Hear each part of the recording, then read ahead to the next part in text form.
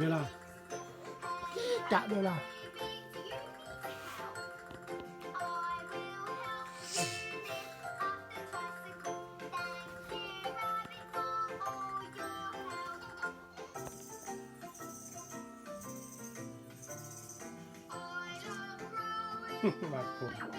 มัดผมให้ก็ดึงออกก็ได้จิกนึงจังซั่น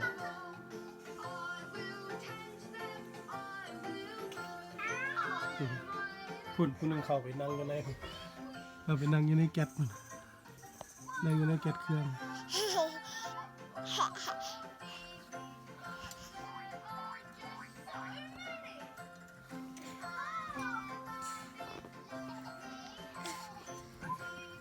มีแต่ผู้ขี้ดื้อร้อนหายละอยากร้อนแล้วคุณตื่นมาก็กินข้าวแล้วกินนมแล้ว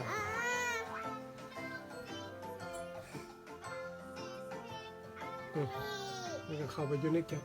เครื่องสภาพเครื่องก็เป็นอย่างที่ไรเด้อพี่น้อง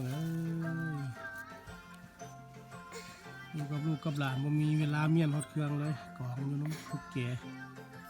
เขา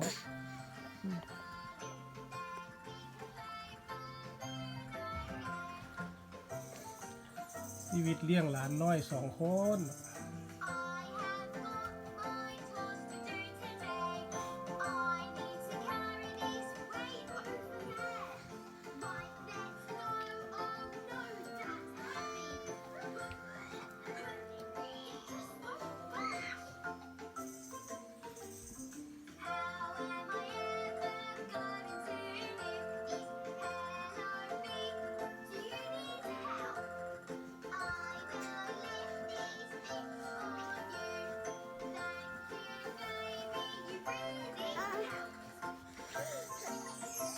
ไปจ้องขาน้องมัน